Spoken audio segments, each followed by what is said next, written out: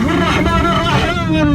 باسمك اللهم نبدا وعلى بركته نتوكل، ومنك يا الله دوما وابدا نطلب السداد والتوفيق والنجاح. اذا على بركه الله انطلق الشوط الرئيسي، الشوط الاول لسن الحقائق فئات الابكار من مسافه 3 كيلومترات. اول الاسماء وناصاخه محمد بن هادي بن رمضان المري على مستوى صداره الاسماء، ويتابع دفاعة صاخه بندر بن هادي بن رمضان المري. من يتابع هذه الدفاعة الممتازة ما شاء الله تبارك الرحمن. هذه الاسماء وصلت السائلة مع ثاني التحديات. فيصل بن قاسم الخالدي يصل مع ثاني المراكز وثالث المنطلقين أرم حدنا عارف بن خلف الشمري، ورابع الأسماء الوصول الممتاز من بيشة مع يتيم بن مبارك الرويلي، ويتابع انطلاقة بيشة بسام بن يتيم الرويلي. خامس الاسماء وخامس المراكز بن زاحمه مع زيز بن صياح الشمري يصل مع خامس التحديات. وعيد من جديد مع اللي تسللت، مع اللي اخترقت الصفوف، وما بلشه يتيم بن مبارك الرويلي ينطلق مع بلشه على مستوى صدارة الاسماء وعلى مستوى الشوط الرئيسي. هذه الاسماء وصلت صاخه مع محمد بن هادي بن رمضان المري، وارد تسلل الان من الصائله فيصل بن قاسم الخالدي، وانا من انطلقت الان مزاحمه مع زيز بن صياح الشمري.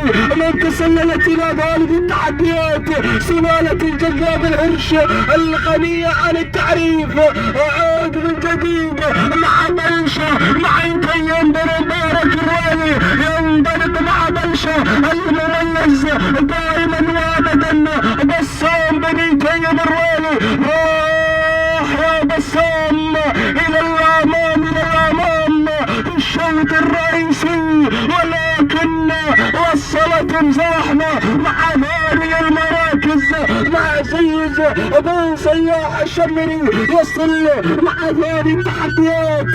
ثالث المنطلقين ارى الانطلاق من السائله مع فيصل بن قاسم الخالدي، والكاخير